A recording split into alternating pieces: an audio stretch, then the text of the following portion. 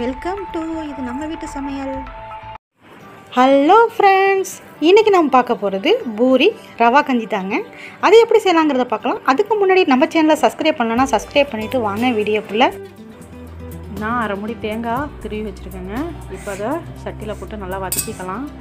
நல்லா maroon shape போகிற அளவுக்கு வதக்கிக்கோங்க. இந்த அளவுக்கு வதக்கி எடுத்துக்கோங்க. இப்போது இதை நான் பிளேட்டில் கொட்டிடுவேன். 1/4 கப் பொட்டுக்கடலை எடுத்துக்கலாங்க. இப்போது இதை நல்லா வறுத்து எடுத்துக்கலாம். நல்லா மெரூன் ஷேப்பில் வந்துட்டு இப்போது இதை நான் தட்டில் எடுத்துக்கிறேன்.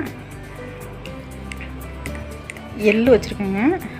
எள்ளு வந்து ஒரு 25 கிராம் இருக்கும். இப்போது அதை பொரித்து எடுத்துக்கிறேங்க. பொரிச்சாச்சு. இதில் 1/4 கப் சுகர் சேர்த்துக்கிறேங்க. இப்போது எல்லாத்தையும் மிக்ஸ் பண்ணிக்கலாங்க. ஒன்றோட ஒன்று நல்லா மிக்ஸ் ஆகிற மாதிரி பரட்டி எடுத்துக்கலாங்க. இப்போது நான் பூரி மாவு மாதிரி மைதா மாவு பிசைஞ்சு பூரி மாவு அளவுக்கு நான் உருண்டை போட்டு தேய்ச்சி வச்சுருக்கேங்க. இப்போது நான் மடிக்கிறது எப்படிங்கிறத சொல்கிறேன். இப்போ உள்ளடம் வச்சாச்சு. இப்போது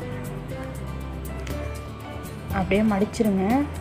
மடித்து சுற்றிலும் 2 பக்கமும் பிரிஞ்சு வராத அளவுக்கு நல்லா ப்ரெஸ் பண்ணிக்கோங்க. நல்லா அமுக்கி விட்ருங்க பிரிஞ்சு வராத அளவுக்கு. இப்போது நான் ஸ்பூனை வச்சு ஒரு டிசைன் பண்ணிக்கிறேன். உங்களுக்கு என்ன டிசைன் பிடிக்குதோ அது மாதிரி நீங்கள் செஞ்சுக்கோங்க.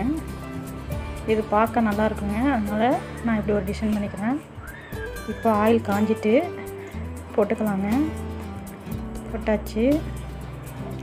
இப்போது ஆயிலை லைட்டாக மேலே தெளித்து விட்டுக்கலாங்க. அப்போ தான் நல்லா உப்பி வரும். இப்போது பரட்டிக்கலாம். பாருங்கள், ஒன் சைடு நல்லா செவந்து வந்துருச்சு.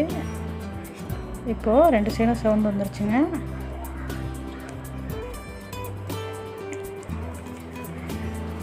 இப்போது பிளேட்டில் எடுத்துக்கலாங்க. நான் சட்டி வச்சுருக்கேங்க.